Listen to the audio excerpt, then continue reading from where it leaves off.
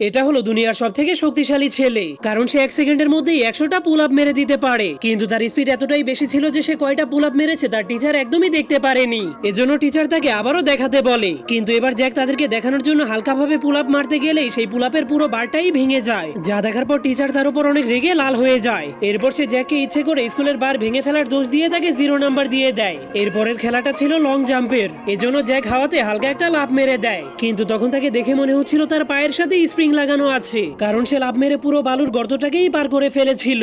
যা দেখে সবগুলো স্টুডেন্ট অনেক অবাক হয়ে গেলেও টিচার তাকে বলে, তুমি বালির পুরো গর্তটাকেই পার করে ফেলেছো, এজন্য তোমাকে 0 নাম্বার দেওয়া হবে। এরপরের খেলাটা ছিল 100 মিটারের দৌড় প্রতিযোগিতা, এজন্য রেস শুরু হয়ে গেলেই সব স্টুডেন্ট দৌড়াতে শুরু করে দেয়। কিন্তু জ্যাক কিছু একটা ভাবতে ভাবতে সেখানেই দাঁড়িয়েছিল, কিন্তু তার হুঁশ ফিরে আসলেই সে এমন জোরে একটা লাফ মারে যে সে সোজা হাওয়াতে উড়ে যায়। কিন্তু সে নিচে নেমে আসলেই সবাই দেখতে পায় যেখান থেকে সে দৌড় শুরু করেছিল সেখানে অনেক বড় একটা গর্ত হয়ে গিয়েছে, যা দেখে মনে হচ্ছিল সেখানে একটা উল্কাপিণ্ড